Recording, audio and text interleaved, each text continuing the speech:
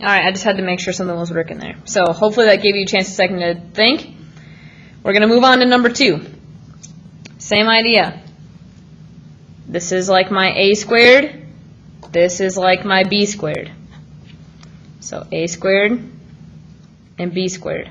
I don't want a and b though. Or I don't want a squared and b squared. I just want a, regular a, and b.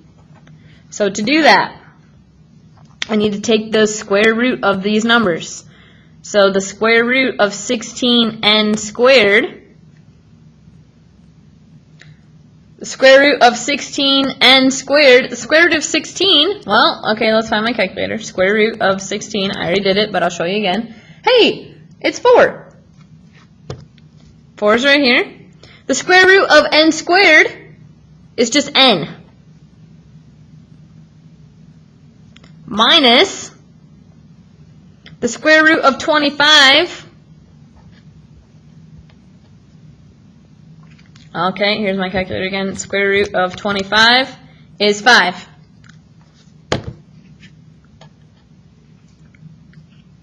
I actually probably shouldn't have put that minus right there. Whiteout. So I have 4n and 5. Okay, this is my a value, this is my b value. 4n and 5. My final answer is going to be 4n and 5. 4n and 5. One will be minus, one will be plus. Bam, done. Number 3. I'm starting out on this side again. This is like my a squared. I'll write that above it this time, give me a little more space. This is like my b squared, but I don't want a squared and b squared in my final answer. That's what I need to start with, but I want in my final answer an a and an a, and a b and a b. So the square root of this, the square root of 36x squared, okay, well, let's find the square root of 36.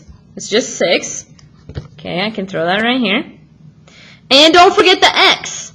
I'm going to have an x here as well because x times x is x squared, just like 4 times 4 is 4 squared or 16. So x squared is a perfect square because the same number times itself works out. 6x times itself would be 36x squared. And then on this side, the square root of 100y squared. Square root of 100, square root of 100 is 10. And the square root of y, guess what? It's just y. Or square root of y squared. You know what I meant. Now that you have, this is the a and b. So this is like the b value. This is like the a value. I can write my final answers as 6x and 10y. 6x and 10y. This one, it doesn't matter what order. You could do plus first and minus first. I really don't care. Or you could do minus and plus. On the last one we did minus plus. On this one we did plus minus. The order doesn't matter. Maybe someday we'll talk about how cool it is that order doesn't matter, but this is enough for today. Alright, so those first 3, we followed kind of the same pattern here. We started with our number, found the a and b value by taking the square root, and put our answers in the same form. We have 2 sets of parentheses, one's a minus, one's a plus. In the next couple examples here, you have to do a little bit of math before you can actually do the factoring. Notice how x cubed, x to the power of 3, I'm going to use a different color since this is a different one. There is nothing, the factors of x cubed are like x squared times x, or x times x squared, or 1 times x cubed. That's it. None of these are the same thing being multiplied together. So if you have an odd number powered, like x to the power of 5, or x to the power of 7, or x to the power of 11, something's got to give here. And this is x to the power of 1. There's a tiny little 1 there. 1's an odd number too. So a strategy we could use for this is what we've been building up to, all these greatest common factor stuff we've been doing, is to take an x out. If I put an x on the outside, I'm left in the middle. I'm going to do that in a different color. Let's use purple. If I have x on the outside, I'm going to be left on the inside. I got to think, okay, x times what gives me 4x cubed? Well, x times 4, because I still need the 4, x times 4x squared gives me 4x cubed, minus 100. I'm not writing the x this time because I have an x on the outside. So x times 100 is 100x. All I did was just change this so that now I can factor it again. I'm just changing this problem so it's x times 4x squared minus 100. This part right here in the parentheses that I'm going to underline with my highlighter, this part right there now is the new one where I can apply this difference of squares just like I did up here. So I would rewrite this into two parentheses. One's going to be a plus, one's going to be a minus, just like we did before. And I got to figure out what goes here and what goes here, what goes here and what goes here. Okay, well, what's the square root of 4x squared? The square root of 4x squared would be, if I wasn't sure what the square root of 4 is, I could do square root of 4. 2. Okay, so I know a 2 is going to go in here. I'll write this in my blue since this is like what I was doing before with the a values. So 2 goes here. And it's not going to just be 2, it's going to be 2x, because I need that x squared to be my answer. This is going to be 2x. Sorry, that handwriting is so tiny. I bet it's hard to see. And then the square root of 100, you might already know this, is 10. Bam, there it is, 10. And I'll write this with my green marker so you can tell the difference again. Here's a 10, here's a 10. I'll put a red box around it so you know that's my final answer.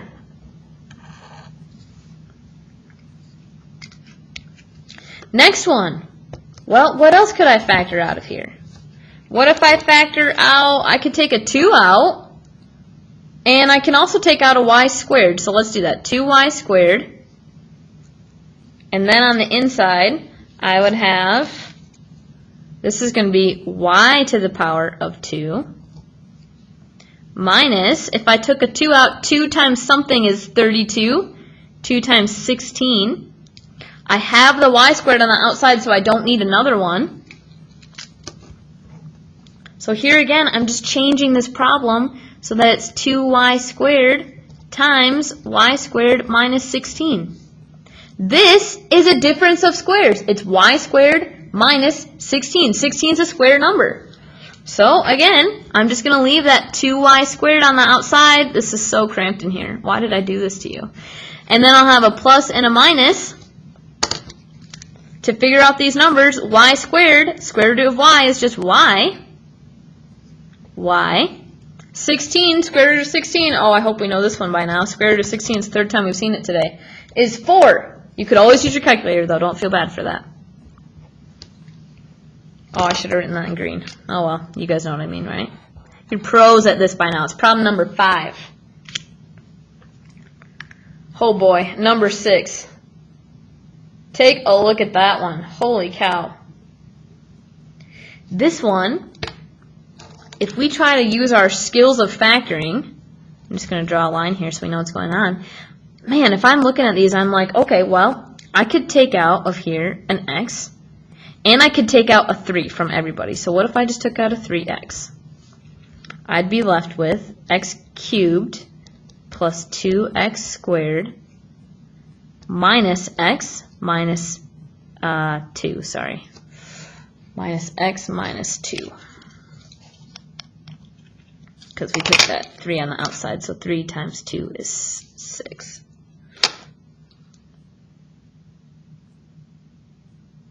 Well, this one, I don't think I can factor this one with perfect squares because it's not a perfect square.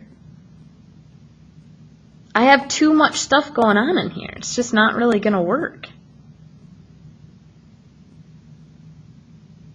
I could rearrange this one.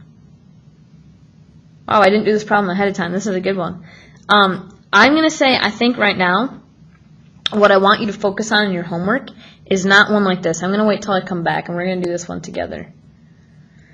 So I'm going to just write off to the side, save for later.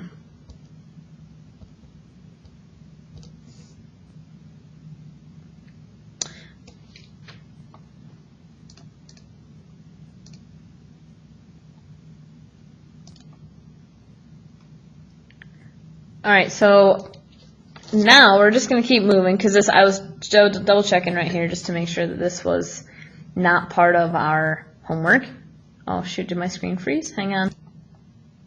Oh, there we go. I think we got it. Alright, we're back. So this one's not on the homework, so I'm not going to worry about this for right now. We'll save it for later if we come back to it. Maybe we won't.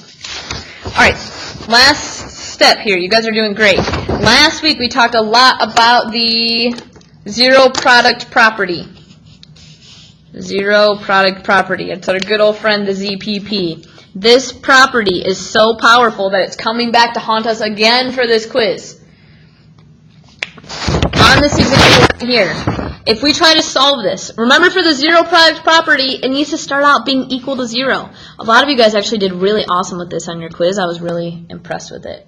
So if I subtract 49 from both sides, I'd be left with 81x squared minus 49 equals 0.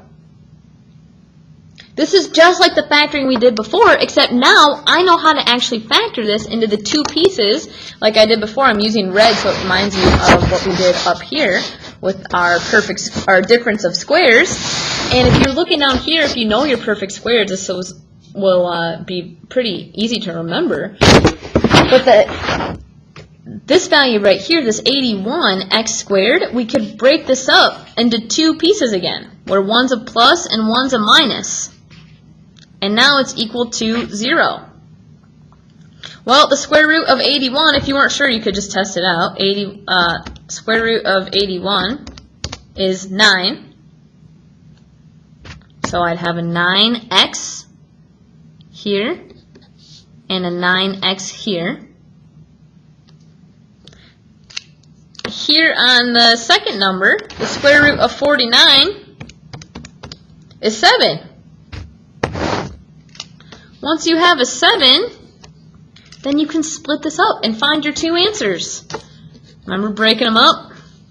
So 9x plus 7 equals 0, and 9x minus 7 equals 0. They're different, plus and minus.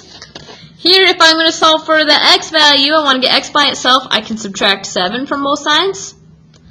I'm going to have 9x equals negative 7. I have 9 times x, that's what this is saying, divide by 9. So I'm left at the end with x equals negative 7/9. That's one answer. I need to have two answers here. If you wanted to double check to make sure that couldn't be simplified, you could do 9 divided by 7.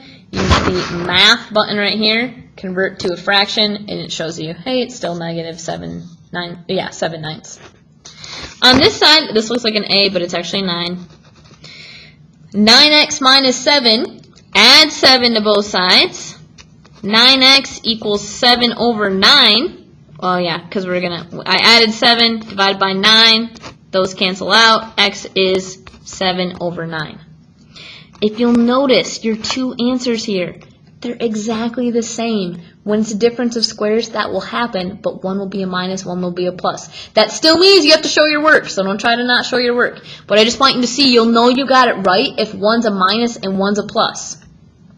Let's do maybe one more. Let's do number 3, and then we'll call it a day. You guys are doing great, I hope. I hope that the sub hasn't been having to yell at you this whole time for being quiet. Probably they did at the beginning, but hopefully you were quiet enough to listen to this now. All right, so let's start out subtracting 25x. Subtract 25x. 9x cubed minus 25x equals 0. That's my first step. So step 1 is to always get it equal to 0 using subtraction. Step 2, factor if needed. Factor GCF. In this case, well, 9 the perfect square, 25 the perfect square, but if you remember what I said earlier when I was making a big, huge deal about number 4, x to the power of 3, that's an odd number. X to the power of 1, that's an odd number. Odd numbers are not our friends. X to the power of 3 is not an odd number, or it is an odd number, I mean. So this doesn't really quite work out. It's not a perfect square. So we can take out an x. We're left with 9x squared minus 5 equals 0. But what's left in the middle here? That can be factored using the difference of squares. The difference of squares. I'm going to keep using that terminology. The difference of squares. Because it's subtraction. X times. One's going to be plus, one's going to be minus. The square root of 9x squared. The square root of 9 is 3. I'll write that blue so you can see it. 3. Don't forget the x. We have to have some x's in here. I know it's going to be so tempting, but if you don't have the x, it's not going to work out.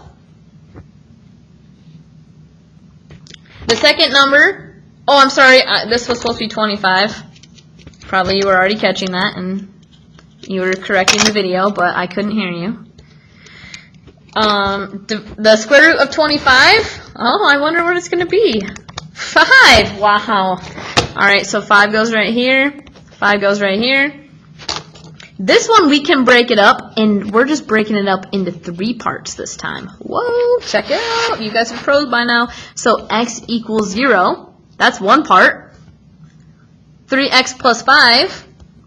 So I'd have 3x plus 5 equals 0. Or 3x minus 5. 3x minus 5 equals 0. This one's already done. That's one answer. This time I'm going to have 3 answers, though. 3x plus 5, subtract 5 from both sides. 3x equals negative 5. Oh, we're getting cramped. Divide by 3. Divide by 3. So x equals negative 5/3. That's my second answer. Add 5. Add 5. 3x equals 5. Divide by 3. So x is 5/3.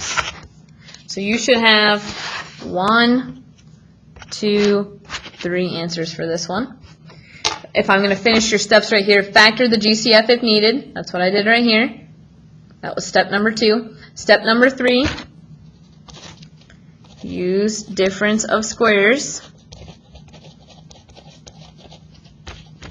if you can. And then step number 4 is break it up. Okay, these are your steps if you find that to be helpful. You do need to do the entire homework assignment tonight if you want to take that out right now. It is all of these problems. If it cannot be factored, you need to write prime. So everyone look at number 3. Is this a minus or a plus? Hey, it's a plus. It's awesome that k squared and 25 are perfect squares, but we're talking about the difference of squares.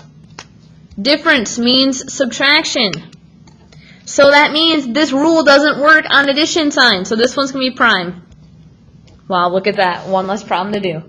You do need to do all of these problems. So this is 1 through 16. You got plenty of time. I'd like you to get to work.